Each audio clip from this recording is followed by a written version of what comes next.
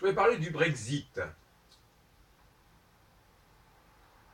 Le Brexit ne se comprend, à mon avis, que en comparaison avec ce qui s'est passé sous la Révolution française. Je crois que ça n'a pas été dit suffisamment.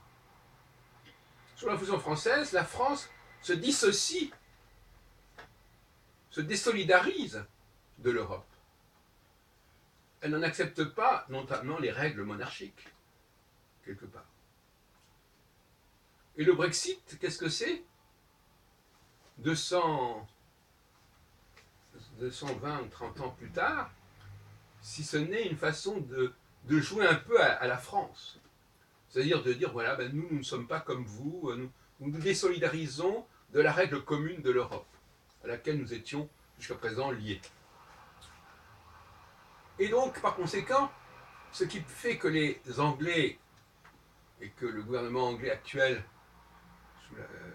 avec le Premier ministre, cette femme, Theresa May, assume le Brexit, c'est que, quelque part, il y a toute une mythologie derrière le Brexit qui est l'exemple français.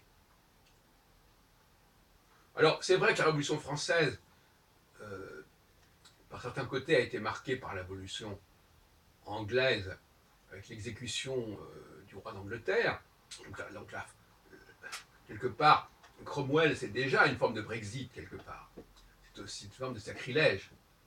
Donc il y a une histoire anglaise du Brexit, dans les années 1640-1650, mais il y a aussi cette sublimation de 1649, avec l'exécution de Charles Ier Stuart, par la Révolution française, 150 ans après,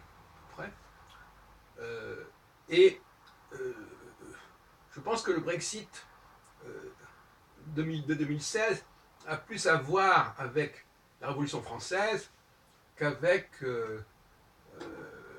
l'exécution du roi d'Angleterre, qui a d'ailleurs été suivie d'une restauration, comme en France d'ailleurs. C'est un peu la même chose aussi de ce côté-là. Il y a une espèce de jeu de miroir entre la France et l'Angleterre qui est assez saisissant. Au cours entre le XVIIe et le XXIe siècle. Mais comme on sait, ce jeu de miroir...